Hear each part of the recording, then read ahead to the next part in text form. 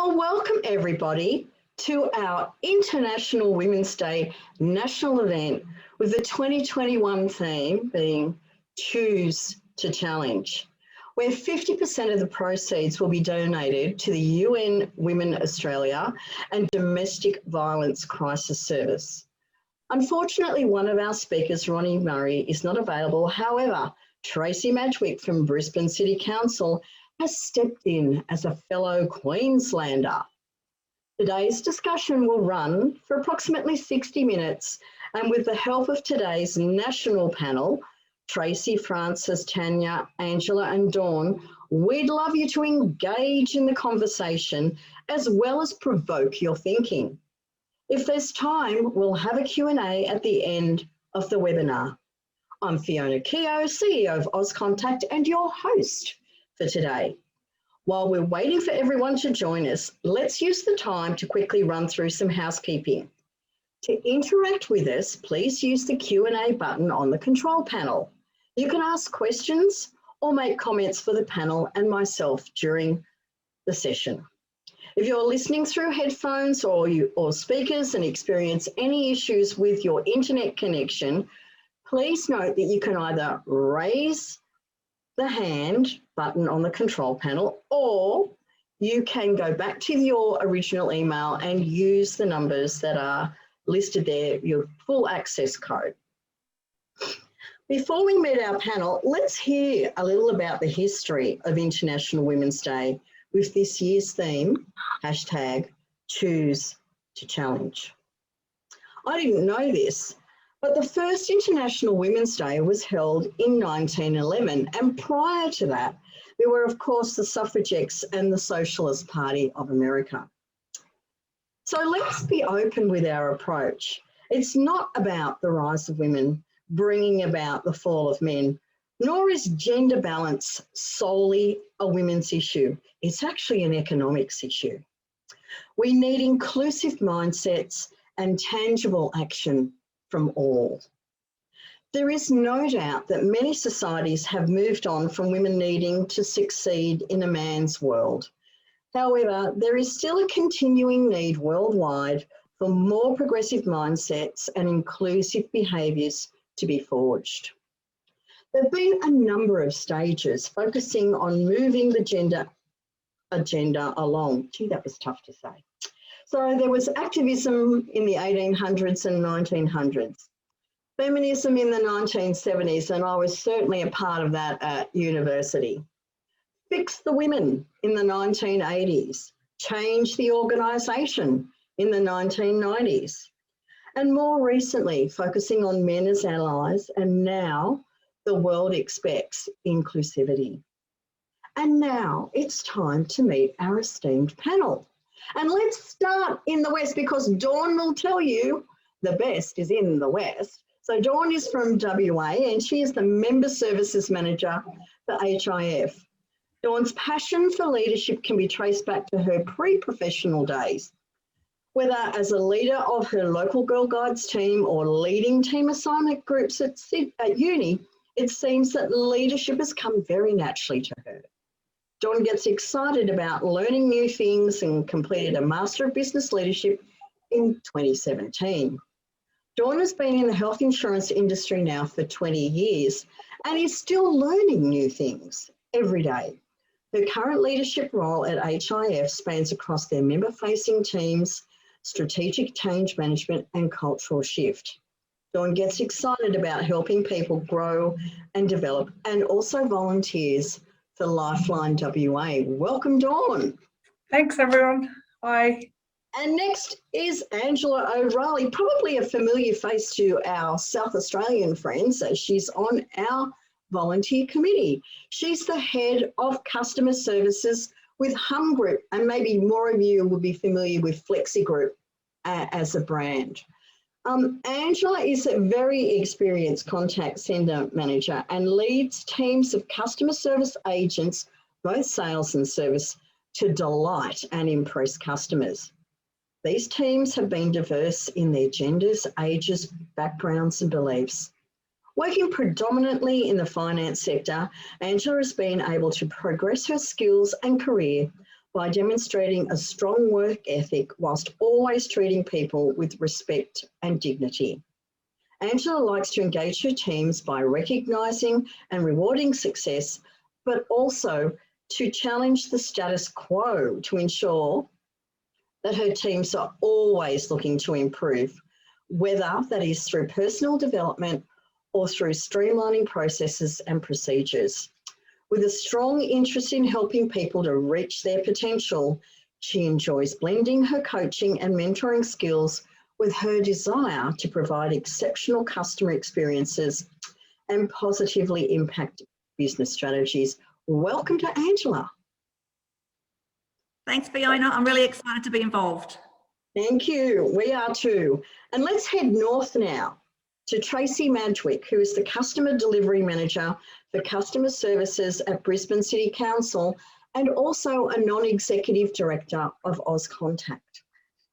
Tracey is a senior professional with extensive leadership and business management experience in the contact centre industry over the last 25 years plus. She has responsibility for the Council's contact centres and customer service centres. Passionate about business transformation that enhances the customer experience and delivers quality outcomes both internally and externally. Prior to taking on this role, Tracey had the responsibility for several national contact centres for various organisations in the banking, insurance and information management sectors. During her career, had the privilege of leading centres to success through various awards, including winning the Auscontact 2016 National Contact Centre for both less than 20 FTE and 150 to 499 FTE categories. I remember some dancing on tables, but I won't talk about that in this forum. Throughout her career, Tracey has built a strong network and spent considerable time helping to shape and grow the industry through her representation on the Queensland Committee, the National Conference Subcommittee, and judging in the Auscontact National Awards program over several years, and that's where I first met Tracey. Tracey has also been a member of the Chief Customer Officer Forum for the last 4 years. Welcome, Tracey, and thank you once again for stepping in so ably into Ronnie's shoes. Thank you. Hi, everybody. Good to be here. And let's now go to the deep south. So we're going to go way down to Victoria. And let's meet Tanya Eglinton, Head of Everyday Banking, the Customer Contact Centre for ANZ Bank, and she's also a Non-Executive Director of Auscontact. Tanya is a human-centred and passionate leader who, in her 20 years in the industry, has a demonstrated ability to deliver innovative change through a wide range of contact centre roles. She gets excited about leading change and looks for ways to continuously improve business performance. She has a passion for helping people to unlock their potential and to ignite their inner spark. Some of Tanya's achievements include the implementation of a work from home model. Oh my goodness, and don't we know about living that at the moment? On and offshore centre deployment, telephony replacement and digital transformation. Tanya has worked predominantly in financial services, and a big welcome to Tanya. Thank you, Fiona. It's a lovely welcome. Nice to be here, see you all. Indeed.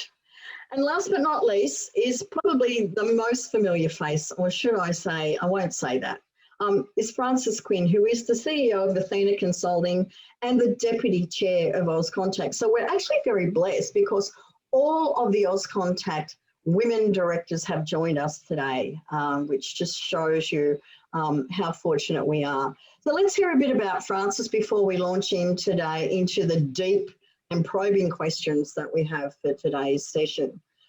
Frances has been a dedicated and passionate member of the contact centre industry for over 20 years, having been involved with the ATA and now Auscontact since 2006. She has practical experience across contact centres, managed both in-house and outsourced, working in frontline support, operational and leadership roles. Her background extends across corporate, small business, government and not-for-profit organisations within a variety of industries.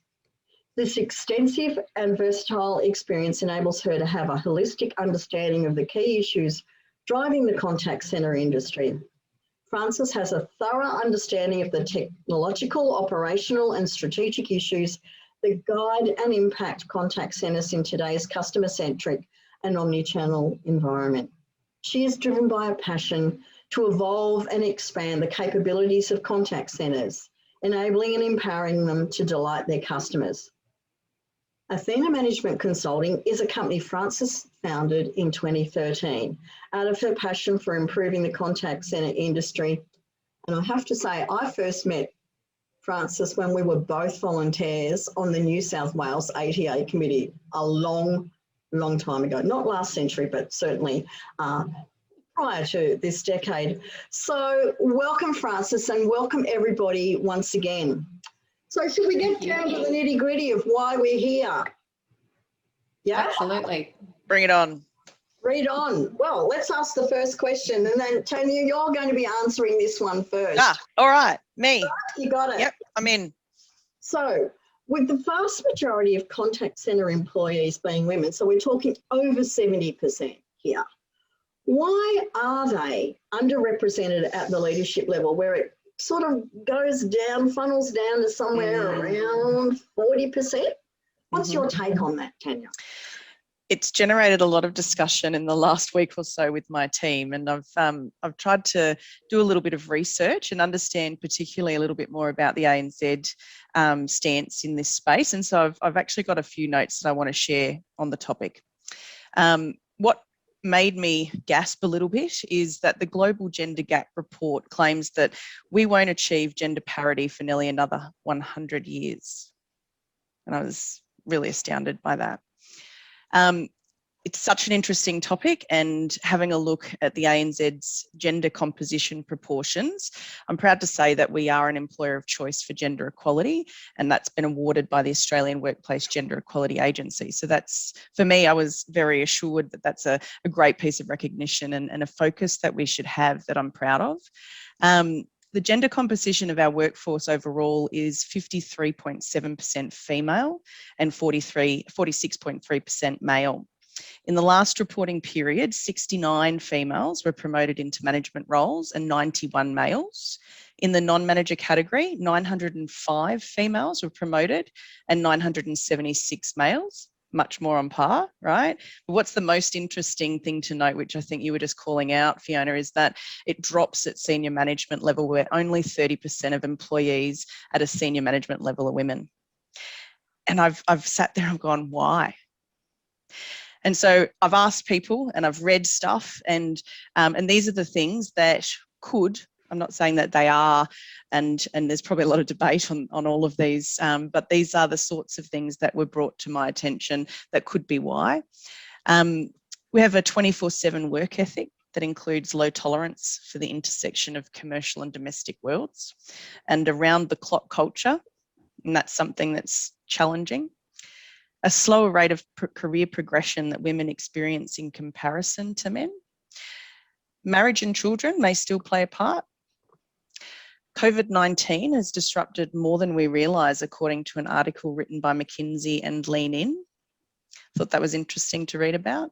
And the domination of the male values in an organisational culture can still play a part in some people's view.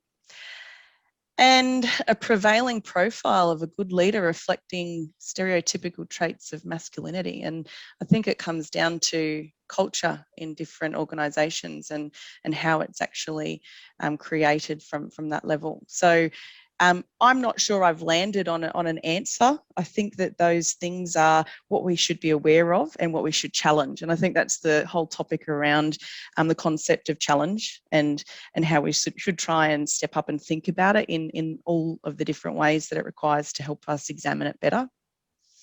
Absolutely, thank you. And thank you for your transparency in sharing the ANZ story. It's public. It's public, but probably we're not digging and having a look, but it makes us very aware that it is part of the Australian culture. And, you know, whether you're a large corporate or a small to medium enterprise, that it transcends right across all industries. So, Angela, let's move to the centre of the heart, or should I say the heart of Australia, or the centre of Australia, and hear your perspective from a South Australian viewpoint. Thanks, Fiona. I was actually really surprised at this question, because every contact centre I've worked in has had a really fair spread of males and females in leadership roles within the contact centre. But to Tanya's point, I think when we go up to the next level, we start to see some drop off in females, and there, I don't know the reasons, but I have some thoughts about that. And I think some of that is that females still typically have other primary carers for families, and that does impact a female's ability to work in those higher positions. But I also think that women are less likely to apply for a role unless they believe that they can fill all the criteria of that role, whereas males, studies have shown that males don't feel that same pressure. So if they don't fit all the criteria, they're just as happy to apply for the role.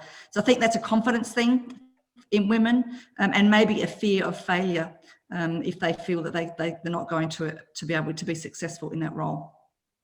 Thank you. That's a really nice take on, and I know statistically it has been shown that unless we tick all the boxes, we're not in the race. We just sit back and let the men move forward. Now, that's something that we can own and we can change. And I believe men will normally apply when they're about at 40%. So why don't we just start thinking about it like that too? It's a case of you've got to be in it to win it, I guess. So let's talk to Dawn from Western Australia. Welcome, Dawn. Is there a different perspective in WA? No, I don't think so. And when I heard a little bit about the statistics around this, I did my own sort of internal poll in my organisation around this, and put a job description in front of people, or a job ad in front of people, women and men, to see if this was actually a true phenomenon that happens. And obviously there had been studies on it, but I thought, in my organisation, how would people feel if they didn't meet the criteria of a particular role? And this particular role had a component that probably the males or the females didn't reach, and it was a key component to the role, which was around NDIS capability and knowledge. So no one had this NDIS capability or knowledge, but men would absolutely go. They didn't even clock it as something that they should have. It was almost like it was overlooked, whereas women really did focus on that NDIS capability and said, I wouldn't apply for the role because I know I can't meet a key component of that role. So, and when we discussed that further, it was more around, confidence and self-esteem, and, those issues when you drill down into them, the females do tend to have more of than males. So it was a really interesting, just really quick poll of, that this is present between males and females in most organizations, and they wouldn't, if they didn't fit that criteria, they wouldn't even put their hat in the ring. So yeah, very much the imposter syndrome, isn't it? It's I'm not 100%, so therefore I shouldn't.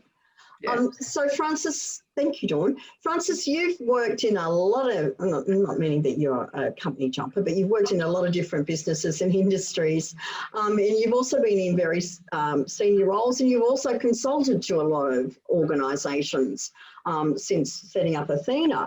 So can you share with us what you've experienced personally? Absolutely, I'd love to, and it's interesting in this conversation about we've obviously had some behind the scenes discussions as a group prior to this going live, and I think there's a couple of us on here who have never really viscerally experienced the gender gap ourselves, right? Like, we've always gone for the roles that we wanted and been given just as much opportunity as the guys have in terms of being successful in those roles and having the opportunity to go for them. And so I think I can fairly say that I've never personally experienced a significant gender bias, or perhaps I have and I've just never noticed it and I've never paid attention. But on reflecting on this question, I think there's definitely in my history, I grew up with a very strong female mother who was professional, very, very career driven in the contact center industry as well. So I come by my calling very naturally. And I watched her unknowingly through my young eyes really carve a path through an incredibly male-dominated world. And so I think the role models, the role model in particular that I had to learn from and to watch how to approach being a strong female in a male-dominated world probably set me up for some really great success in just kind of flying over those speed bumps and not even acknowledging that they were there. And so I think that's probably the summary of my experience. If I may, a little reflection on that, Dawn, I think that little experiment that you did is fantastic. That's such an interesting, real world example of the stuff that we're talking about. And so the question that kind of popped up for me as you were talking about that is, how do we take that knowledge and recruit differently to find the great women who are great for these roles, who aren't putting themselves forward, right? How do we take that knowledge and, as leaders ourselves, to set the standard and take charge of changing that paradigm? So sorry to go a little bit off topic there, but I had a little fire in my belly I had to get out. We like fire in our belly. I did not know that you were second generation contact centre. I sure am. On your DNA. Oh my goodness gracious me. Well done you. There'll be a dynasty shortly. Well, and obviously we're in good hands having that level of history. Tracey, most of the conversation has been about the private sector, and you're in the public sector. Have you experienced anything different, without, giving the baby away with the bathwater and naming names? What's your personal experience been? Great question. And I guess it's probably quite telling that I feel I have experienced something a bit different since joining public sector just on 7 years ago. And that's because I think government probably does this quite well. There's a lot of, as you can imagine, lots of policy in place and lots of rules and regulations. And I think for this type of subject, it really fits its purpose there. So I guess I've been really fortunate in my career across private and public organisations where I haven't, what was funny with the question I was thinking, I hadn't really felt, and certainly not in government. If anything, I think having quotas in place, whilst they're not always popular with people, they definitely do serve a purpose and can help achieve certain outcomes and goals. So particularly at Brisbane City Council, we have a very wide selection in very senior roles, positions being held by women, and proudly so, and we talk about it. So I guess that's part of it too. It's talking openly and saying it with pride about, looking at our executive management team reporting through the CEO, of the 6 roles, there 50% are women, and have been for the duration, different women, but have been for the duration that I've worked here. And I guess that's great, but I guess from my experience personally, it was pre-government role. I was struggling with the question, thinking I haven't actually really experienced that. And I thought, you know what, I kind of have, in that being career focused and making decisions as a woman that rightly or wrongly I made and prioritised career. It was my choice. But I do remember years ago there was in a different organisation, a large one, a lot of senior roles created across the country. And I was placed into an interstate position, which I should have been thrilled with. Great role, really wanted it. But the position, same position held locally here in Brisbane, where I was based, was actually given to another gentleman with less experience. And it came back to more mature age, very, strong family, kids in school, house, properties, things like that. And it was seen as okay that was the reason, where it was, but you're so career focused, you'll go anywhere, do anything. And it's funny, when I reflected back on it, and years later I spoke to one of the key decision makers I'm quite good friends with now, a woman, no less, who went, in hindsight, that was so wrong. But at the era at the time, it was seen as the right decision to make. It's a great lesson for me that I often remind myself is, regardless of personal situations, we should be looking at, on their own merit, whether that's male, female, family, not family, whatever. So I think it's really important for us all to know.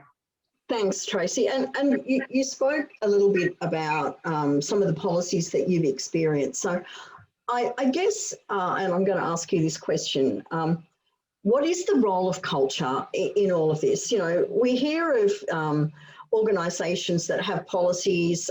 I've personally experienced it where 30% of all leaders needed to be women. And you never knew if you got the promotion or the job because you were the right person for the job, or somebody was hitting their KPI of having 30% of women. And then you hear different language that gets used. And as we were discussing and getting prepared for this, there was an example used where there is a very strong culture about valuing diversity and inclusion and gender balance, etc. And yet one of their leaders actually said during a conversation just to get the girls over there to do that. So they purport to do one thing, but they speak about it differently. What comments would you make about that, or what have you observed?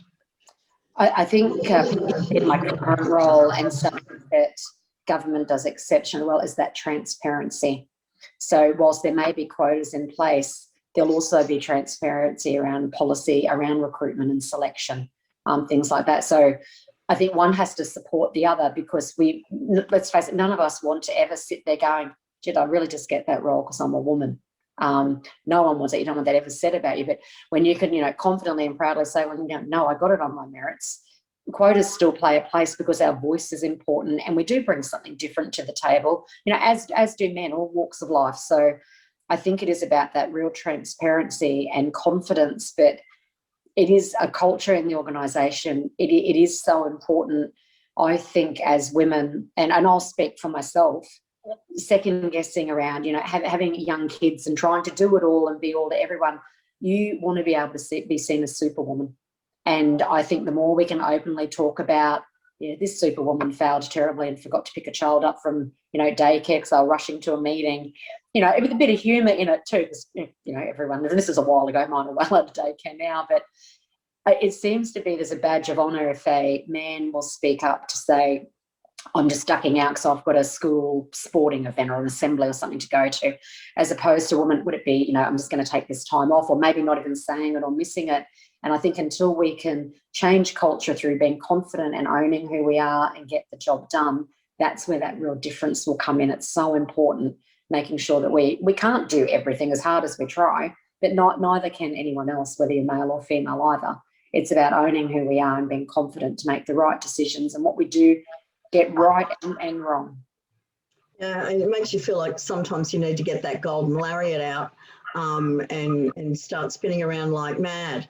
And Dawn, your input, because culture, whilst it's not different across the country, but it's an incredibly important thing. Yeah, I think it is. And I think the biggest thing around culture that I've seen is around the silence around some of this stuff, and that's what I see more than anything in most companies that you go to is the silence around this.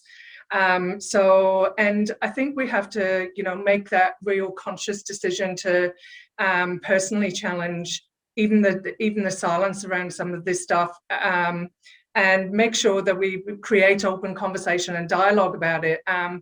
It was really interesting. I was talking to a friend the other day and we had a bit of a laugh about it, but I reflected on it after, a bit of self-reflection after, and I thought it really wasn't that funny, because she had just started a job at a new company, and she's a marketing manager, and it was at a really reputable company, but the person, they were just about to start a big ad campaign, and the person said, to her, male said to her, "Oh, just do chicks on the beach in bikinis always sells." And, I said, "What did you say? Oh my gosh, what did you say?" And she said, "I was stunned into silence. I was absolutely stunned into silence, and I didn't know what to say." And I was, whilst we had a bit of a laugh about it at the time and said that that's just so inappropriate, you know.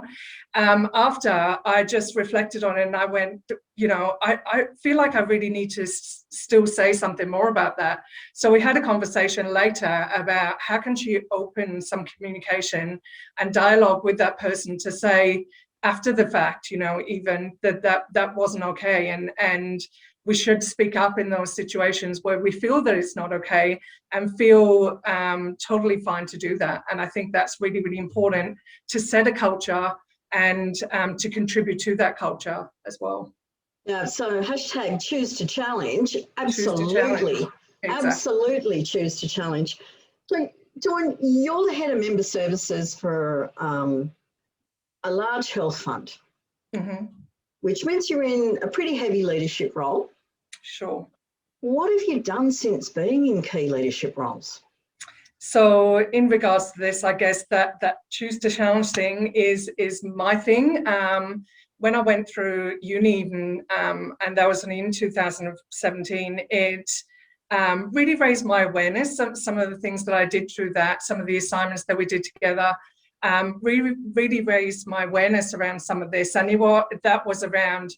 You are the voice. You really need to do something about it, because there's lots of other people are really, really passive in that kind of culture and environment. So when you see things that you don't agree with, you really need to be the voice for your company, and the voice for even, you know, different generations. You need to set the example. So that's what I try to do with my people and with my leaders and with my peers is try to set the example of choose to challenge, don't accept the status quo, and really have open conversations and dialogues about it. So yeah. Thanks, Dawn. Angela, you've been in, I was going to say a lot of leadership roles, but since I've known you, you have been in very senior roles within the organisations that you've worked in. What have you done or done differently? Thanks, Fiona. I think firstly, I have an awareness of my own personal biases. So some years ago, we didn't talk much about this. And I realised that I did have some personal biases. So having an awareness of those and making sure that I'm parking them. When I'm recruiting, I'm parking my personal biases. I'm looking for the best person for the role, regardless of gender. The other thing I've done is I've sought mentors, both male and female, throughout my career.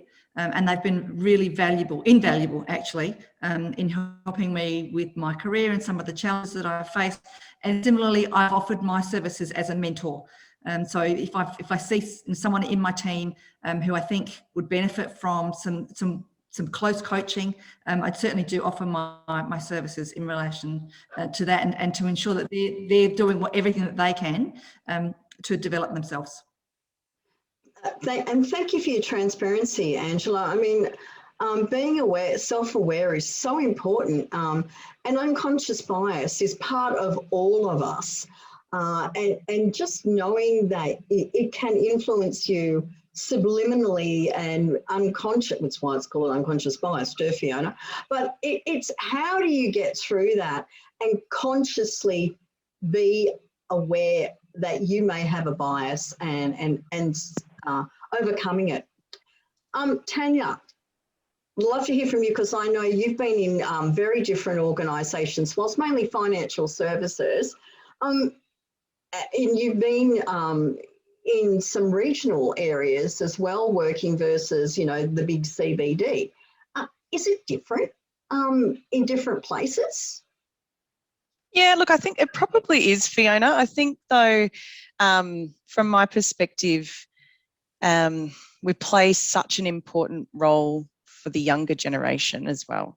And I think that's probably where I think it's more important to focus. And you think about our own children, for example. So I've got a 16-year-old daughter, and I'm trying to teach her about having personal confidence and self-awareness, and these topics become something that we talk about at home. So when I find something that I think is an important learning opportunity, and she doesn't know that it necessarily is that, but I do bring it to the table and ask her about it. Have you thought about it? What are the ways that you would approach something like this? And I think that's something that's really important, and we have a responsibility to bring that to the forefront.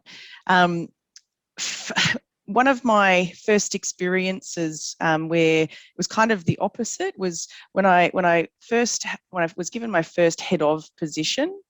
My boss gave me a book and I was the first girl in his team, and so he gave me the Lean In book, and I was kind of a bit like, what's that for? Wasn't really sure what he was doing that for. And he said to me, I'm not really sure how to do this well, because I've not had a female in my team. And I was actually a little bit humbled by it, because he cared enough to want to open that conversation. Two, I said to him, did I earn the job because I was a girl, or did I earn it because I've actually got skill? And he was really clear about the fact that I had definitely earned it on my own merit and what I could bring to the team. And I said, well, then just let it be. Like, let's just work hard on the things that are important to us, and we'll continue to keep that conversation and be open. But he did say to me, who is your coach, who is your sponsor, and who is your mentor? And I hadn't really explored those three in a different way. And so I think active development plans for everybody, not just women, but for everybody, are really, really important, because unless we understand what our people and the people we work with desire in their career and where they want to go, unless we know that and we help them develop to get there, they may not get that opportunity because they haven't had that support in place. So I think, and I've gone off a little bit on a tangent, but they're the things for me that I think I've focused on in my journey over my time. It's focused for my daughter and her generation and that side of things, and keeping the conversation open. But it's also about development planning and supporting your people in understanding what it is that they want, where they're going, and being their support, and looking for the 3 coach, sponsor, mentor view to support that as well. Thank you. And I love that the weight of caring and coaching and bringing forward the next generation probably weighs very heavily on all of us, because it's a huge responsibility, and my children constantly bring up everything that we haven't done well, and I won't go into that as a generation. But I love the 3 dimensions of the coach, the sponsor, and the mentor, because they actually help to make you a full human being. To be the best version of yourself. And I think, as you said, not just for women. Yeah. It is about inclusivity. It is about everybody. Yeah. We'll come to you now. And it's a bit of it's a broad question. But what lessons have you learned? So many lessons. I presume you're specifically talking about my role as a leader and a female leader, and so I'll try to stick to those ones, but no promises. I think the first and probably most foundational lesson that I return to frequently as my journey continues and as I continue to evolve is that my career, my business, my life, my family, my social network, everything that makes up the fullness of my world will only ever grow as much as I do. And so what I mean by that is, and what that sort of gives me pause to reflect on a regular basis is, if I'm hitting a ceiling and I'm not able to crack through that ceiling, whatever that ceiling is, whether it's a professional achievement, whether it's, a financial goal, whatever, I take the moment to look internally at how am I putting that ceiling in my own way. And so I do the work internally in order to facilitate and create the external experience that I'm looking to foster. And a really visceral experience of that was in we'll call it a business coaching group that I joined. And part of the reason I joined it is because I found out that it was the founding group, and there were 5 people already in it. and there were no women. And so I decided, well, all the more reason. That gave me this little nudge, but I had such limiting belief. I had such kind of doubt about whether or not I was ready to be part of that group, all the stuff we've spoken about, right? And I showed up to the first boardroom session where everybody's sitting around masterminding business challenges. And we went around the table and everybody put their challenges on the table. And I realized in that moment and in that day that I had value to add to every single one of the people at that table. And there were multi-million-dollar businesses at the table. This was all business owners. There were multi-million-dollar businesses. There were people that I'd known for a while that I'd held up on this pedestal of being successful. And I had looked up to them and realized that actually my business was more successful than theirs was in the fullness of this conversation at this mastermind group. And in that moment, I raised myself to stand on the pedestal that I had put them on. And so that's probably the biggest, most foundational lesson is those people that you put on pedestals, those people you look up to, you should be looking up to yourself the same way and doing what, you know, fueling your growth from a place of appreciating that you're never going to reach that standard. You're never going to continue to grow up unless you focus on your own internal beliefs and your own internal limitations and cracking through those on a daily basis, because nobody else is setting that I bar. love Like that. nobody else is pushing you down. It's all in you. So hashtag choose to challenge your own beliefs and get out there. Hashtag girl. Angela, can you share some of the lessons you've learned? Absolutely. I think as leaders, and women leaders, I think we have to have an awareness that we are a role model for people who are observing what we're doing and how we're going about our roles.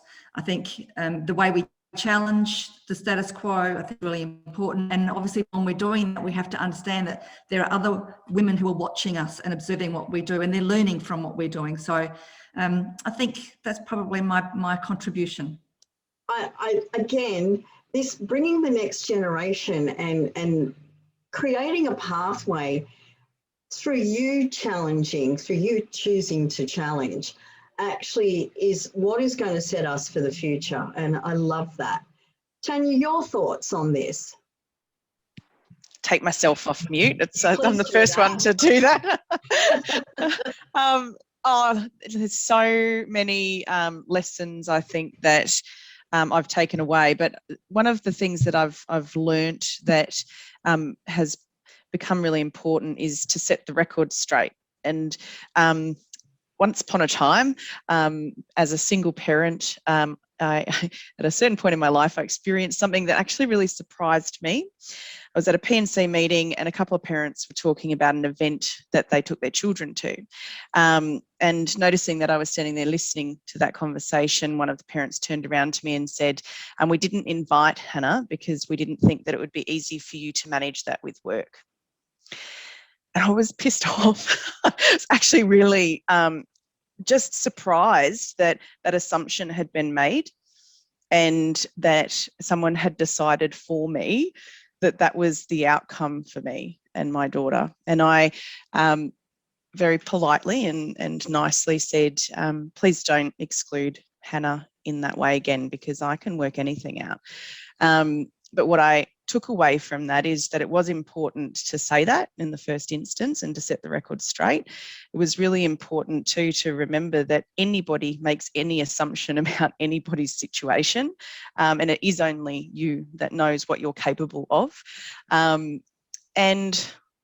it was interesting that the situation of being amongst other females was that they were seeing me in a certain way. I found that interesting as well, and I'm surprised by that. So I think, that was probably a big learning point for me is speak up, make sure you speak up when it's the right moment, in a polite, calm and supportive way, and set the record straight, and always ask difficult questions, I think is the follow on from that. So again, choose to challenge. Yeah. other people's beliefs about you and don't be passive, because it's going to just continue to happen.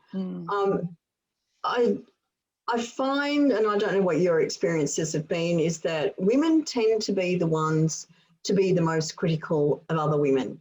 And instead of raising each other up, we tear each other down. And really, we just need to stop doing that. We need to choose to challenge those behaviours when we see them, and to not be part of that. Dawn, when we were doing prep for this particular panel discussion, there was something that you raised that you'd observed and particularly resonated with yourself and Angela, so I'm going to get you both to speak on this, and that you had observed that people were appearing to be more passive about gender bias. And you were asking and sort of saying, well, what steps can be taken to challenge that status quo? Can you share a little bit about that? Yeah, I think most of that is around, some of it is around the generational stuff, and there's so many issues that are on the table, you know, just in our general everyday lives at the moment, you know, so many, you know, the Me Too, and there's so many issues that these generations have that are really, really prominent, and some of the other stuff sort of becomes a little more passive. And, you know, to an extent, as long as you're calling and things that do happen, just like Tanya said then, that was a really, really good example of, you know, when just not passive in the situation, that we do challenge and we do step up and we do break that silence. I think that that's the biggest thing for me, is breaking the silence. When you think something should be said here and no one is saying it, being brave enough and stepping up to the plate to actually not be passive in that situation and to challenge in that situation. Yeah, and it does take courage. It does. To do that, because sometimes you feel like you're exposing yourself, or people will have a dim view of you, but at the end of the day, it is really important to be true to yourself and true to your beliefs.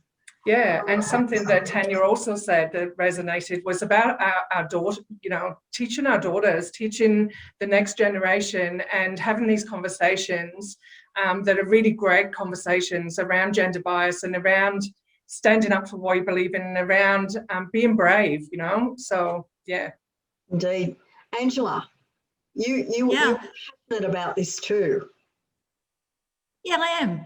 I think the women movement has come a long way. Like we've achieved a lot, and I think that's potentially why we've become a bit passive in relation to this, because of the achievement that we've come to.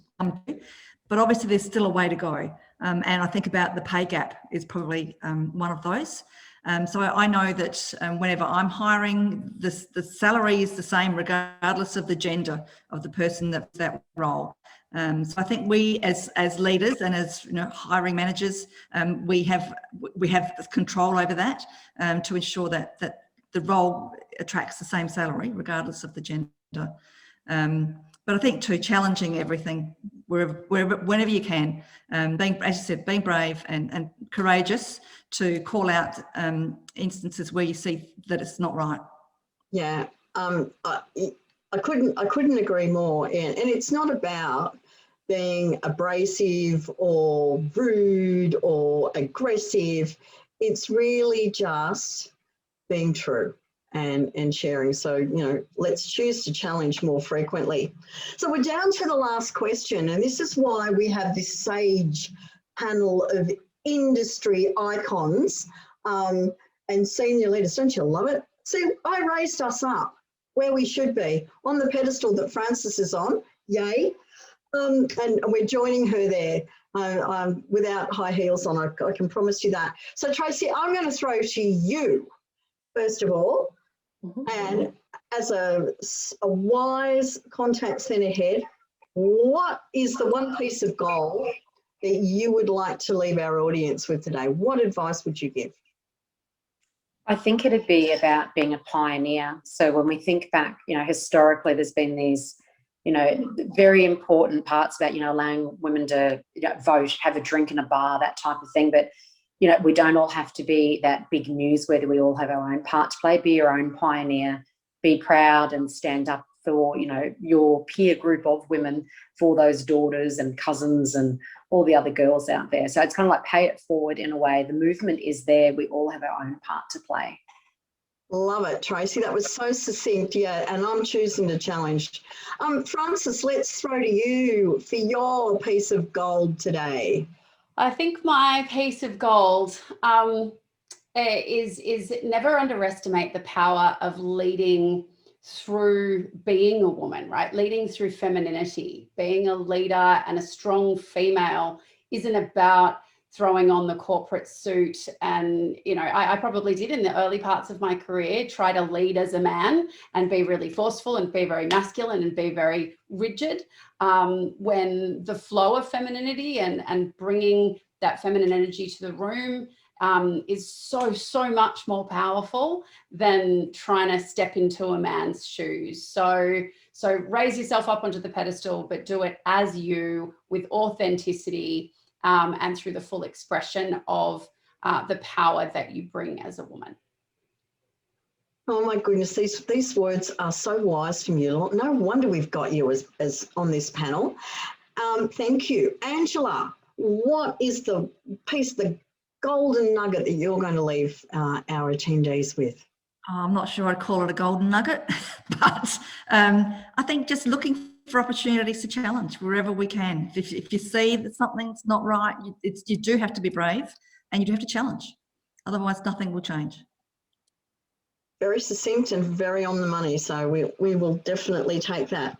Tanya, some gold from you, please. I don't know about gold, but come on, this is where you need to say, yes, I have gold to up on your pedestals, women. All right, I'll stand up. Oh, look, I truly believe in having fun and enjoying what you're doing and finding all of the common goals with the people that you work with. And if you're focused on those things, everything else will come. I sometimes hear people talk and I worry about us getting too far into something that creates it in the first place, then actually saying the core values of what it is that we're trying to do is to go back to some of the basics of what we bring to the table is of value. We are who we are, trust ourselves to grow and to bring that to all of our teams so that we're able to lead by example in a really natural way that brings the best out in all of our people. And those things, I think if we stick to those, we will bring out the best in all of the people that we're around. And that's, I think, what's important. Thanks, Tanya. And Dawn, you get to have the last word. So I guess for me, it's probably, we talked before about some of the silence that's around this at the moment and the passivity, I guess, as well. So for me, it's around breaking the silence, having the conversations, whether it be with our daughters, whether it be with our peers, whether it be, our direct reports. So just breaking the silence and having really open and honest conversations about this, I think is really key, and just sharing our insights. We're all unique people. Just share your insights with authenticity, and I think that's the way to go. Yeah, thank you, Dawn. Thank you to all of you for sharing who you are, sharing your beliefs, sharing your experience, being transparent, being authentic, being on the pedestal together, choosing to challenge. And I know I challenged a couple of you in terms of being part of this panel, and thank you. We've got some great feedback already. People are already inspired. Isn't it nice to be inspiring instead of, doing what we do on a day-to-day basis and just, you know, as we keep doing, we tend to do that as a woman. We don't look for accolades. We don't look to be thanked. We don't look to be praised, you know, as a, you know, you do the, I'm a mum. Well, why shouldn't you be thanked for everything that you do and bringing the next generation through? Our job as leaders is, as you said, Dawn, is to bring out the best in our people, to be authentic, Francis, to follow our beliefs, to break the silence, and have the support system that we have, which is to leverage our coaches, our mentors, and our sponsors, whether you be male or female. Everybody deserves to be able to do that. So we don't have any questions from the audience. So clearly we made their cup runneth over with your sage and wonderful advice. I thank you once again for being part of today. I thank all of our attendees for sharing an hour of their busy days. And with that, I wish you a wonderful International Women's Day. And we say, choose to challenge. Thanks everyone for being here. Goodbye. Thanks, Fiona. Thanks, Thanks, everybody. Fiona. Thanks, everyone. Thanks, everyone.